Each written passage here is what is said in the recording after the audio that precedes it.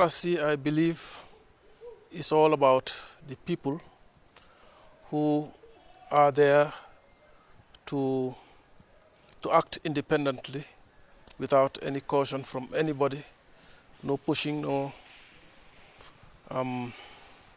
nobody should force you to do anything that you don't like.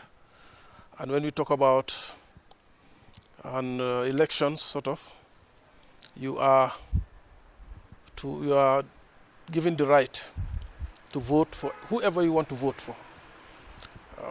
We call it your choice. And whatever happens, he wins or he loses, or she wins or she loses, that is it, because that's your choice you have chosen to vote for and to go in for. And also in all other areas in which you also have the right to speak openly or privately and give out your own idea, and without being sanctioned or without having any problems with authority. So I think it's all part of democracy. We would like to encourage everybody to be part of it, to be included. I used to encourage my people and to tell them that they should be part of the political scene.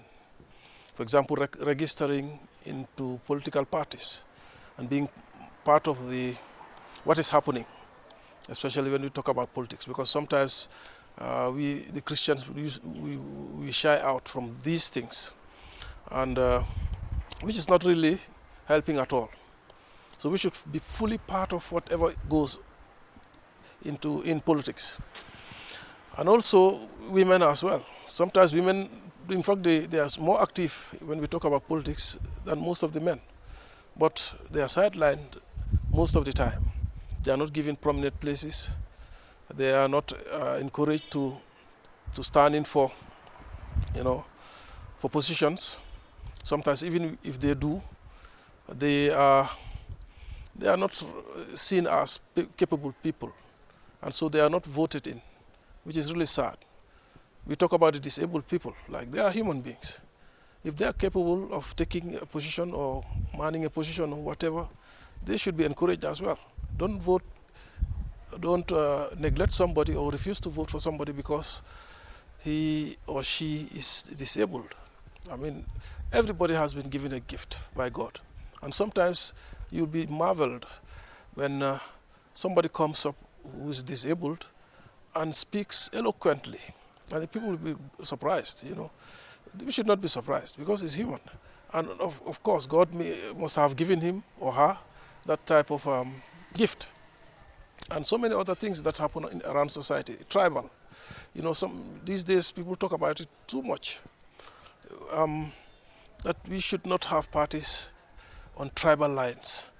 We should not select people or nominate them on tribal lines, and even on religious lines and so on and so forth. So we should all understand that whoever is legible, whoever can perform, should be encouraged and given the chance.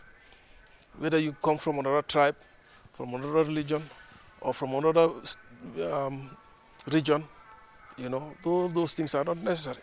We are all Gambians, and we need to make sure that we develop our country. Nobody will do it for us. As people will always say that, but they don't act as such because you don't see it in them, that they are ready to put in people who are very good in areas so that they will bring in their efforts to work for the development of the country. Rather, they will bring their relatives and some other people that are very close to them, or somebody who has been very much active in campaigning for you. And then when you win, you say, you have been very active, so I'll put you in this position, which is not really correct. So if the person cannot perform, if he's there for himself, how can the nation develop? That cannot happen. So I want to encourage everybody, and all people, all parties especially, that they should consider everybody as equal. That whoever is competent, that person should be put in the place that they should be, not anybody. Sometimes we have the notion that politics is a dirty game.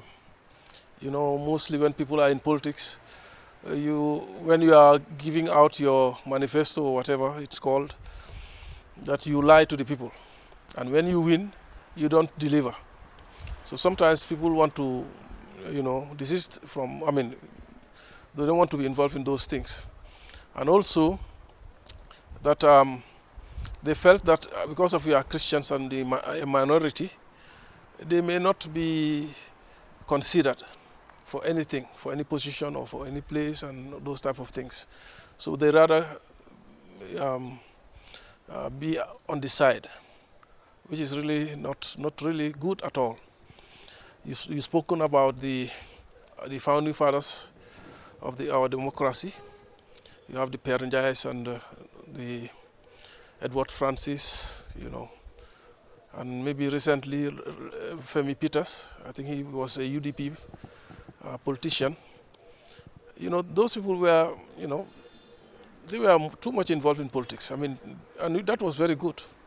If everybody was like them, we would have been, so much into it.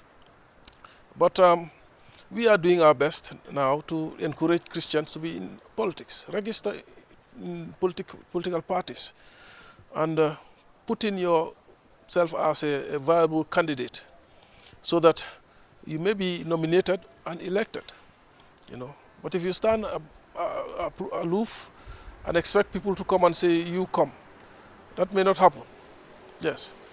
And also the fear that you can spend, especially those who want to be independent candidates, you can spend your resources and all those things, and then you will not win because nobody will vote for you because you are a Christian. So some of those fears are also there. And even if you are in a political party, sometimes you can have those fears as well. So these are all things that are not encouraging Christians at all, so to be in the politics. But we are trying our best to ask them to be in the parties, to be involved in politics, because politics is life, it's part of life. That if you sit and say they will do it for me, who will do it for you? Nobody will do it for you if you are not involved in it. So you can't expect somebody else to come and do what you should have done for everybody. Each of us has some role to play here on earth before we go. So yours may be to be a politician, to be involved in government, to be involved in, these social activities and other things, so that our lives will be improved. In general, all of us, not only special people or particular people, but everybody.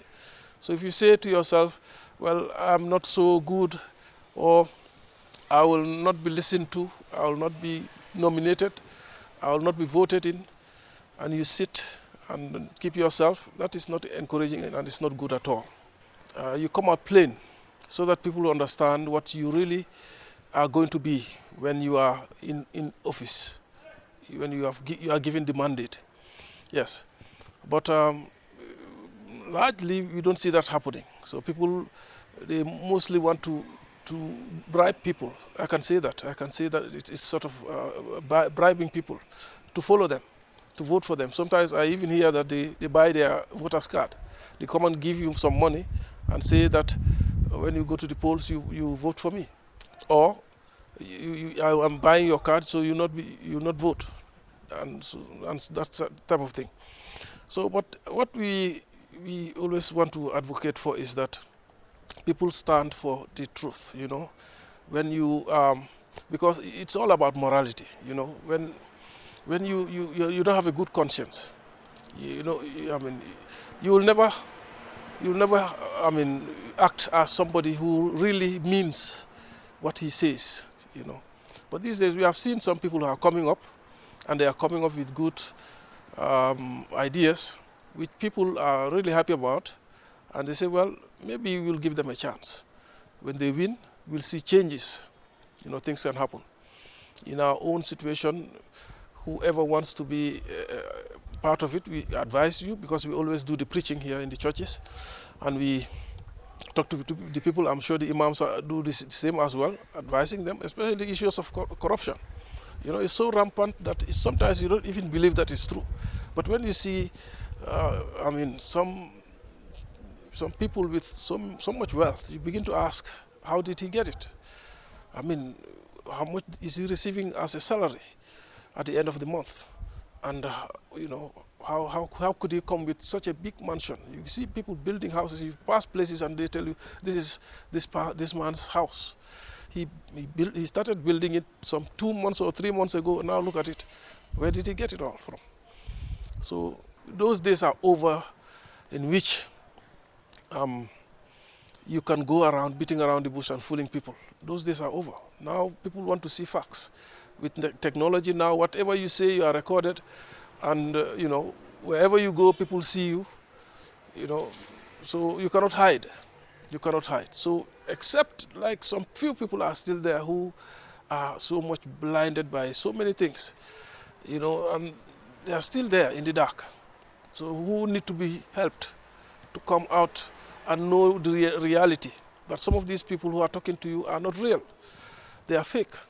And so whatever happens, if they take power, if they are in positions like this, they will not deliver. So those things can happen. Yes, elections are important. Like when you see that something is going wrong, it's not going as you want it to be. What you should do is to elect or to participate in the elections. But it's really sad to see sometimes people getting the voter's card and they don't vote. And even to go and get the card, in fact, is something else. We announce in the church, go and register. It's time for registration. Go and register. It's time for registration so that you will participate in the elections. But I'm sure, I have not asked them yet, how many of you have your voter's card? But I'm sure a lot of people will not go and get their voter's card, because they will always say, well, it's the same people who are going to vote in. They've given up on the politicians. So, but it is important. It's very important, because if you have your vote, you can't cast it. It is only one single ballot or whatever. But it is important, because it can turn over. I mean, the current regime or the particular person who is maybe your councillor or the mayor or whoever it is, they can be replaced by better people. You can never tell. So I want to encourage everybody. Your vote is your voice, as they say it, and that it is very important. When you cast your vote, you are saying that I want this person to be my mayor. I want this person to be my president. I want this person to be my councillor or whatever. Yes. If everybody votes their choice, if your choice loses, you will tell yourself, I've actually participated and the person I wanted has lost. But if he wins, it's like it empowers you. Like, I've given this man the opportunity to do what I think he will be able to do, or she will be able to do. So that's the importance of going to vote. And even with the issues of women, some women, you see them following these politicians. Some of them don't go to vote. When the time comes, they sit back and say, the others will vote. But if you go and cast your vote, I mean, you are doing good to yourself, because whoever you vote for might be the person to govern you or to rule you. So there's nothing like others will do it, and others can vote, but I will stay back. If everybody does that, it's sad. A lot of people register, and a few people go and to vote, which is very sad. A few days ago, I asked somebody whether whose candidate, I mean, which candidate he has in mind, and the person told me, I don't have anybody in mind. So that day when it comes, and when I enter the polling booth, I will cast my vote to anybody. I said, no, listen to these people and decide. It's important that we listen to them and see those who are really genuine and those who are really determined to build up our nation, and those who are just there to talk, and then after all they are looking for their pockets. So it's important that sometimes we take time for politics, take time to listen to what is happening, our own developmental, how develop we are going, whether it's fast or slow, or whether we are not going at all. I mean, nowhere at all. We are going backwards. That could be as well. And the level of corruption, as I said before, is this government doing anything about corruption? How can we change this? If at all they don't care about it, anybody can just go and fill his pockets and just disappear, then your vote can make the difference. So people have to go and vote. It's important. The National Assembly voting is very important, that they need to be part of it. They need to go out and vote, people who will be there to stand for them in the National Assembly. And then awareness is the problem. Sometimes people are just not interested because they feel that that's not a major thing. It's not a big thing. They don't know what importance these people are holding. I mean, their positions are holding. And they may sit back and say, well, whoever is there is okay. But for the president, they will be anxious to put somebody there. But for this, no, whoever is there. But awareness is the problem. Going around educating people and helping them to be aware of what is happening. And we ourselves should also do our part in our churches, that it doesn't end here after the presidential, that we need to also vote for our lawmakers. That's those who are in the National Assembly. So that everybody should participate, because they can bring in some laws that will not suit everybody. But if you participate in it and select somebody who knows what he or she is doing, that can make a big difference. So awareness is the problem, and we all need to do our part to help the people to know the importance of voting for the right people in the National Assembly. The church, women are always, how do you call it? They are not bad in any other issue except for the roles of a priest, we don't have women priests.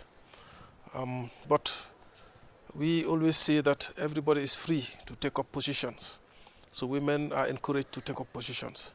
And if at all you are capable, you can do it. You should not sit back. They are taking prominent roles all over the world. And even recently, our Pope appointed somebody who was, I think, second in charge for the finances of the Vatican and the whole church, and it's a woman. And that shows that, they can take up any position if they are capable. But people sometimes don't understand that, and maybe different because of culture business. Some cultures will say that a woman's place is in the home, and also that a woman is for childbearing, taking care of the family, and should not be involved outside of the home, which is, well, their own, how do you call it, their own culture. But in general, if a woman is capable of anything, we see women presidents. Liberia had one, and Germany, Merkel is stepping down very soon, and some other places, I think New Zealand as well, and Australia, I think. So they have women presidents who are in charge of the whole nation, and they are doing very well. In fact, people even say that they do better than men.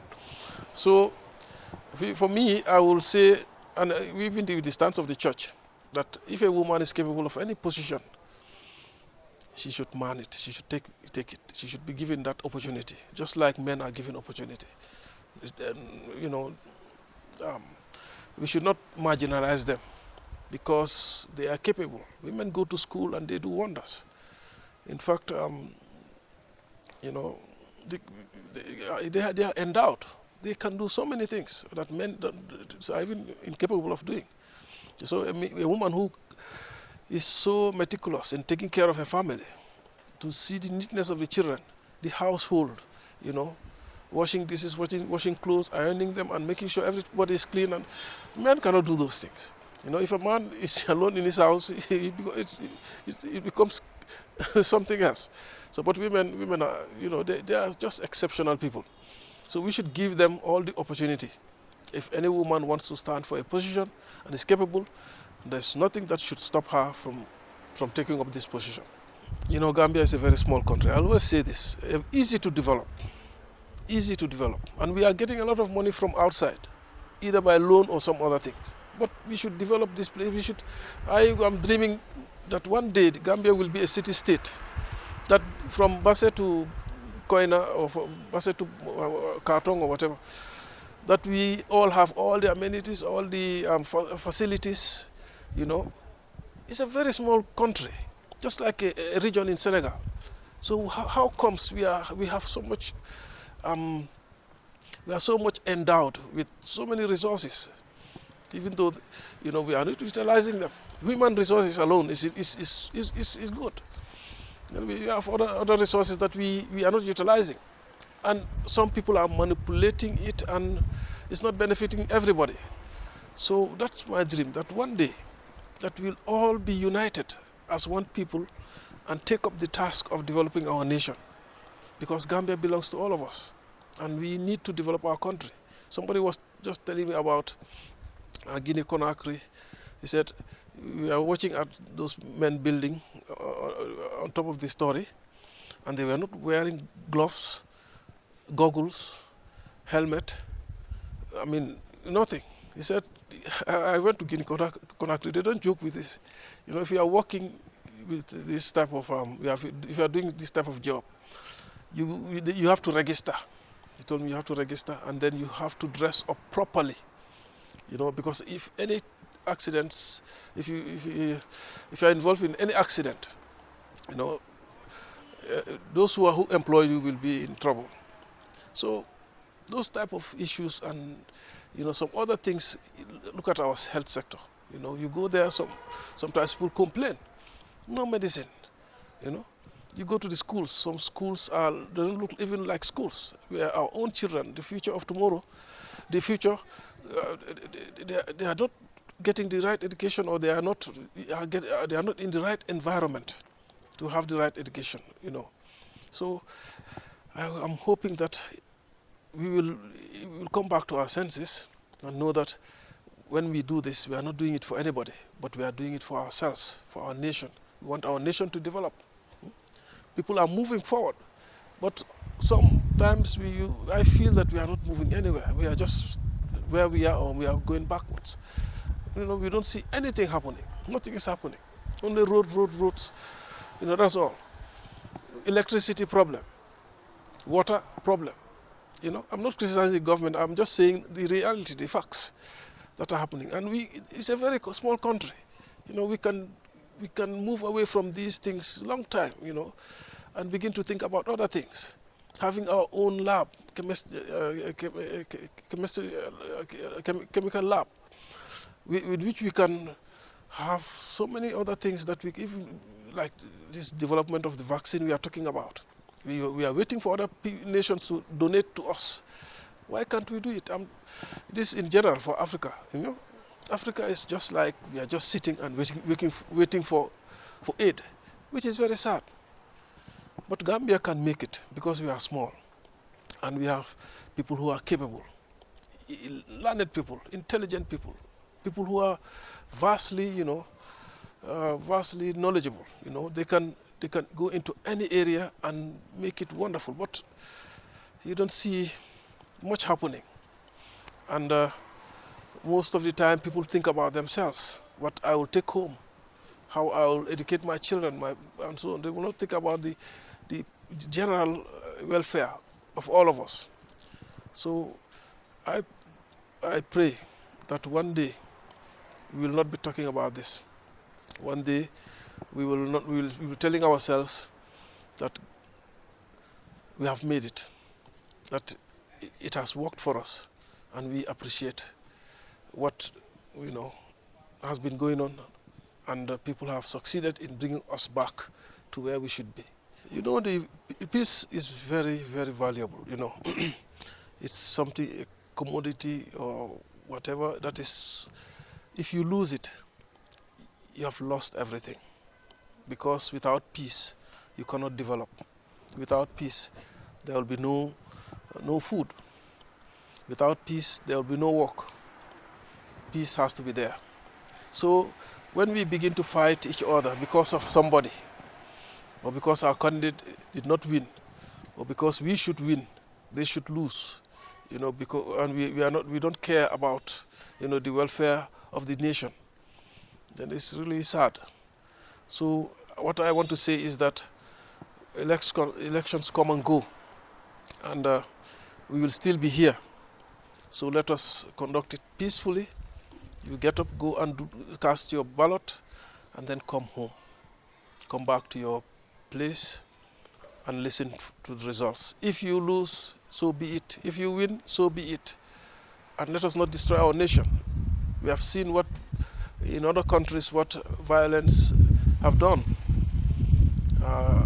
Countries that have been built for centuries can all be destroyed in one day because of what? One person you want to be heard and he's not, and you want to destroy all that you've worked on. So just asking that we conduct ourselves, we put the nation first, and know that that's more important than the person who is winning.